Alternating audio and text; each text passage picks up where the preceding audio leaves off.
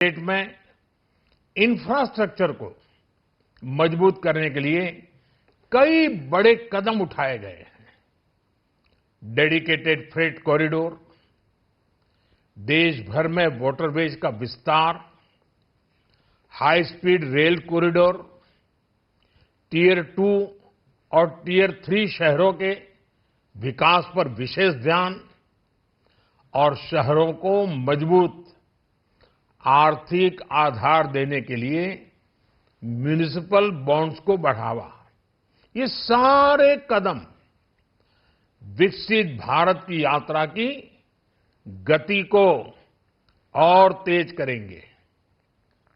साथियों, किसी भी देश की सबसे बड़ी पूंजी उसके नागरिक होते हैं।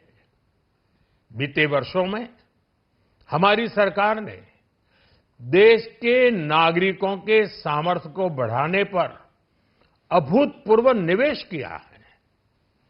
हमारा प्रयास स्किल, स्केल और सस्टेनेबिलिटी को निरंतर बल देने का रहा है।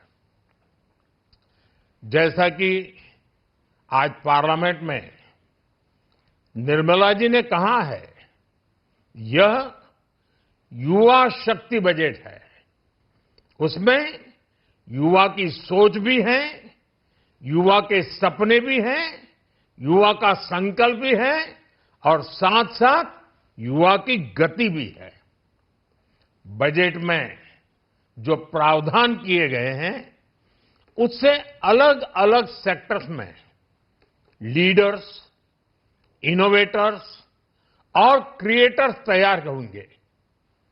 मेडिकल हब्स के निर्माण से, एलाइड हेल्थ प्रोफेशनल्स के माध्यम से, ऑरेंज इकोनॉमी यानी ऑडियो विजुअल गेमिंग को बढ़ावा देकर, पर्यटन को प्रोत्साहन देकर और खेलो इंडिया मिशन के माध्यम से युवाओं के लिए नए अवसरों के द्वार खुलेंगे। भारत को दुनिया का डेटा सेंटर हब बनाने के लिए टैक्स में बड़ी छूट की घोषणा भी की गई है। मैं भारत के युवाओं को विशेष तौर पर इस बजट की बहुत बहुत बधाई देता हूं, क्योंकि इससे एम्प्लॉयमेंट जनरेशन को बड़ा बूस्ट मिलेगा। मुझे बहुत खुशी है कि इस बजट में टूरिज्म और विशेषकर नॉर्थ ईस्ट में टूरिज्म को बढ़ावा देने के लिए भी ठोस कदम उठाए गए हैं। भारत के अलग अलग राज्यों को ताकतवर बनाकर संतुलित विकास की नींव भी इस बजट में मजबूत की गई है। साथियों, हमारे देश में 10 करोड़ से ज्यादा महिलाएं सेल्फ हेल्प ग्रुप से जुड़ी हैं और बड़ा सफल अभियान रहा है। महिलाओं द्वारा निर्मित, महिलाओं द्वारा संचालित सेल्फ हेल्प ग्रुप्स का आधुनिक इकोसिस्टम बने, बजट में इसे प्राथमिकता दी गई है।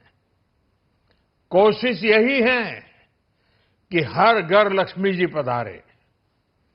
हर जिले में छात्राओं के लिए नए हॉस्टल बनाने का अभियान भी शिक्षा को सुलभ बनाएगा। साथियों, भारत की कृषि, डेयरी सेक्टर, फिशरीज, इन्हें हमारी सरकार ने हमेशा सर्वोच्च प्राथमिकता दी है। इस बजट में भी नारियल, काजू, कोको और चंदन की पैदावार से जुड़े किसानों के लिए अनेक अहम कदम उठाए गए हैं। भारत विस्तार एआई, इस टूल से किसानों को उनकी भाषा में जानकारी मिलने से उन्हें बहुत मदद मिलेगी। फिशरीज और पशुपालन में उद्यमिता, उसको बढ़ावा देने से गांव में ही रोजगार और स्वरोजगार के और ज्यादा अवसर बनेंगे। साथियों, ये बजट एम्बिशियस भी है और ये बजट देश की एस्पिरेशन को भी एड्रेस करता है। मैं एक बार फिर निर्मला जी और उनकी पूरी टीम को इस फ्यूचरिस्टिक बजट के लिए, संवेदनशील बजट के लिए, गांव, गरीब, किसान का कल्याण करने वाले बजट के लिए बहुत बहुत बधाई देता हूं। जदि आपंक आम भिडी भल लगा तेब आम चैनल को लाइक, शेयर और सब्सक्राइब करने को जमा भी भूलु नहीं।